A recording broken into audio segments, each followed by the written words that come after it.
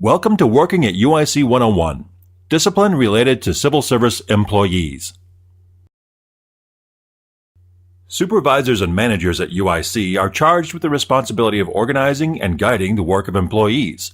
There are no easy answers when it comes to managing people, particularly when deciding if disciplinary action is required. The purpose of this UIC 101 module is to provide information about UIC's system of corrective and progressive discipline, highlighting documentation required from you to support a discipline charge if challenged. One of the most difficult tasks for any supervisor or manager is to administer discipline.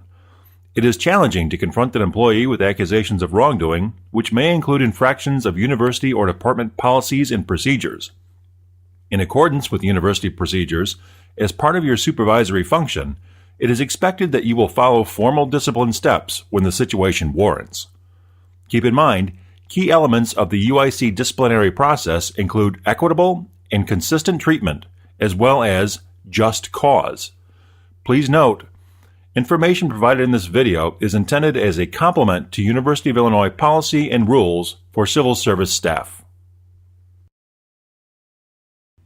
What you need to know includes the role of employee relations, how to address myths about the disciplinary process, how to document appropriately using FOSA guidelines, and how to apply the disciplinary process at UIC.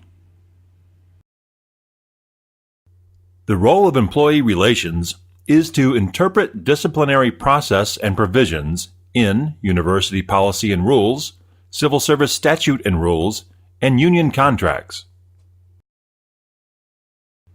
Employee relations also provides advice regarding good business practices, suggests alternative actions such as retraining or coaching an employee or referring an employee to assistance service or university health service, assists with resolution of disagreements. For instance, employee relations may act as ombudsman between the employee, supervisor, and union in resolving certain issues, or may suggest referral to the Office for Access and Equity for mediation service, and employee relations coordinates and monitors the disciplinary process. In addition, employee relations conducts pre-disciplinary action meetings and intent to discharge meetings, also known as reconciliation meetings, and employee relations offers suggestions related to investigations, such as how to gather supporting documentation. There are many myths about the discipline process. Here are some of the key facts to dispel them.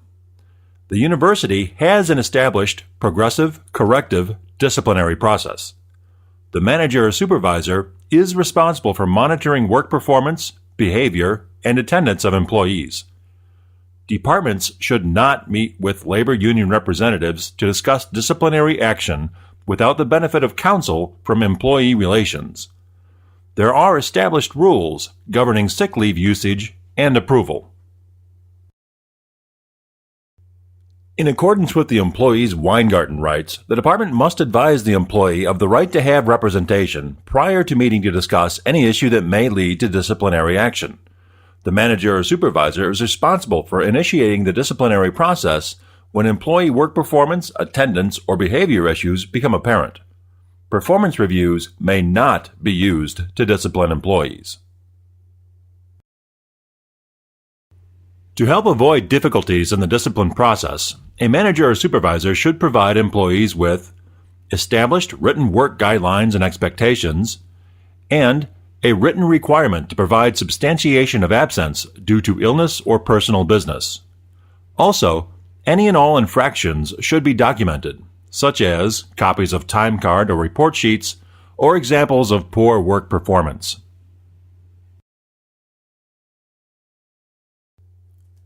At the University of Illinois, just cause for discipline or discharge of civil service employees must be established. Therefore, documentation of work-related infractions is one of the most important leadership tasks a supervisor will undertake. Also, proper documentation can greatly increase an employee's understanding of certain work-related deficiencies and assist the employee in correcting the problem. When documenting work-related infractions, a simple set of guidelines will help guide the process. For more information about identifying facts, objectives, solutions, and actions, see the download PDF version of this presentation. University employees are required to report for work fit for duty and are required to remain fit for duty during their entire work shift. If you notice behavior which leads you to believe that the employee may be impaired, discuss it with Health Services or the ER and the Labor and Employee Relations Officer before confronting the employee. Employees who are impaired as a result of substance abuse present a particularly serious safety hazard for themselves and to other employees.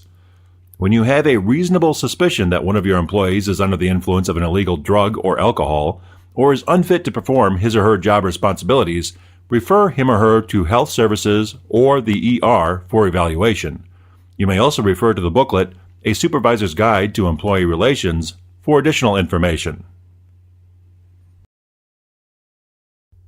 The disciplinary process at UIC includes 4 steps: verbal counseling, a letter of warning, disciplinary suspension, and recommendation for discharge. Disciplinary action may start at or move to any step within the established process, depending on the severity of the infraction. It is the supervisor's responsibility to promptly identify and investigate work-related infractions. Remember, you may always contact your human resources representative or employee relations to discuss recommendations prior to moving forward. When scheduling a meeting to discuss disciplinary issues, a 3-workday notification is required. The notification should include specified infractions, meeting guidelines, and supporting documentation. Verbal counseling is an initial informal step of progressive discipline. Schedule the meeting in a private setting and provide a follow-up memo outlining what was discussed.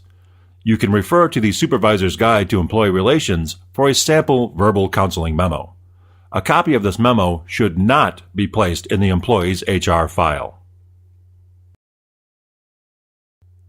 A letter of warning is an initial, formal step of progressive discipline. The process begins with a pre-disciplinary action meeting held at the department level. If warranted, the department will issue a follow-up letter of warning. 2 copies of the letter are forwarded to Labor and Employee Relations.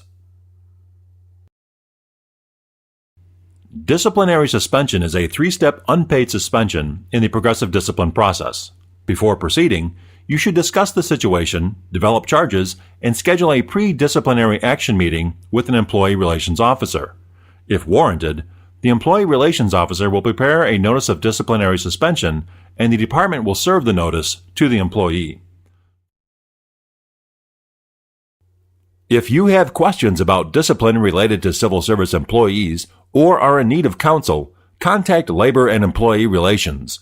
You may also request a copy of the booklet, A Supervisor's Guide to Employee Relations, that provides supervisors tools, steps, explanations, and examples of specific situations and documents. Thank you for watching. We hope this Working at UIC 101 module has been helpful.